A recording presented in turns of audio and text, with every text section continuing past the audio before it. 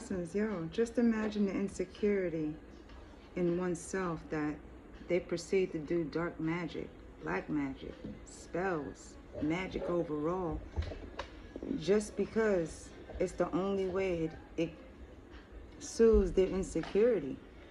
It's like trying to hold on to pieces, no matter how frayed the pieces are becoming, to the point that there's an invisible piece that they're still holding on to, but it's still pieces of themselves that they refuse to let go of, you know?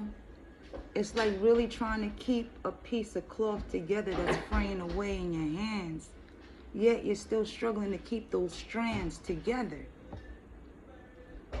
That's how some people will do when they themselves can't let go of their own or face their own truth, but they can't let go of the reality of the truth either.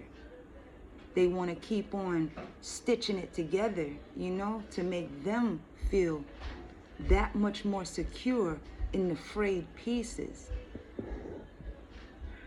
Yet, they're still left in pieces. Insecurity will have you searching and holding on to things that's not even holding on to you, nor looking for you. That insecurity is seeking oneself, yet that oneself really don't want to look at themselves.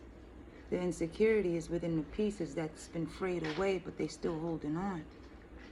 It's their lack of faith in oneself, their own insecurities as to why they are holding on to pieces that are no longer there.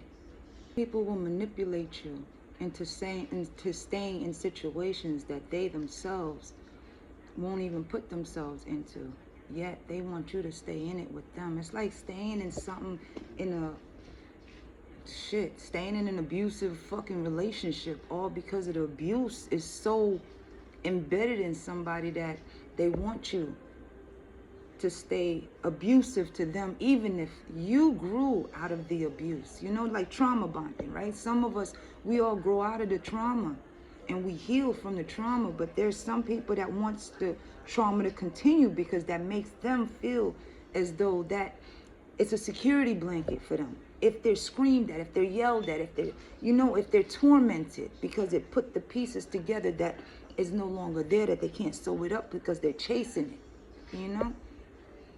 It's an energy that some people need. It's the chaos that they need in order for them not to settle down long enough to see themselves, to focus on themselves, to heal what it is of those pieces that they're still holding on to, those strands that they're still sewing together that's no longer there, but they're the only ones feeling the poking and prodding of their own needle, sewing themselves together.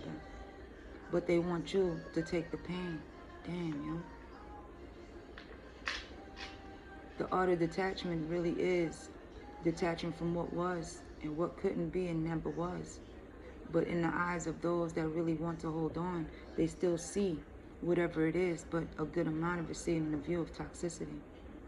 Yo, know what the most I got you. Have a good one. Bye.